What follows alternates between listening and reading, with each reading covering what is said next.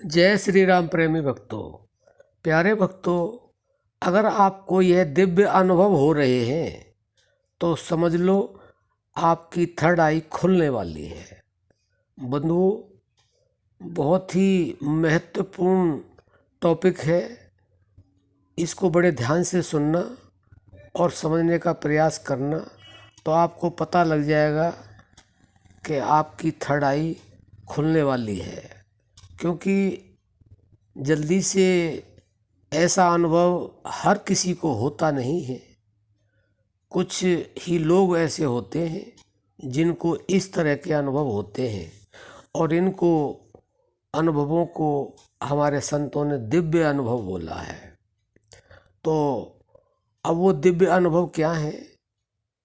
जब हम शुरुआत नाम जप की करते हैं तो हमारी श्वासों में घर्षण होता है।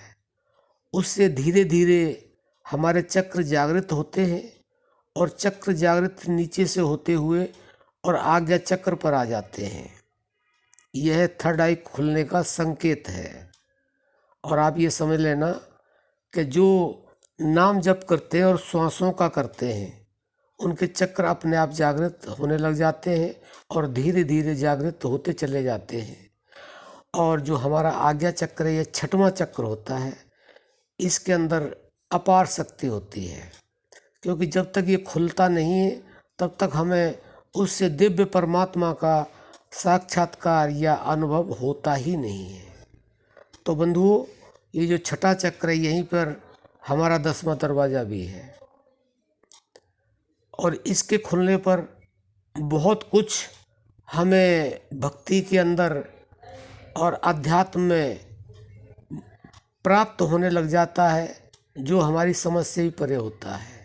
तो इसके जो दिव्य अनुभव है, वह सबसे पहले तो यह है कि जब हमारा जाप पूरा हो जाता है श्वासों का, तो हमारे चक्र जब जागृत होने लग जाते हैं, नीचे से ऊपर आज्ञा चक्र पर पहुंच जाती है वह शक्ति, तो उसके यह संकेत होते हैं कि आज्ञा चक्र पर हमारे स्पंदन होने लगता है।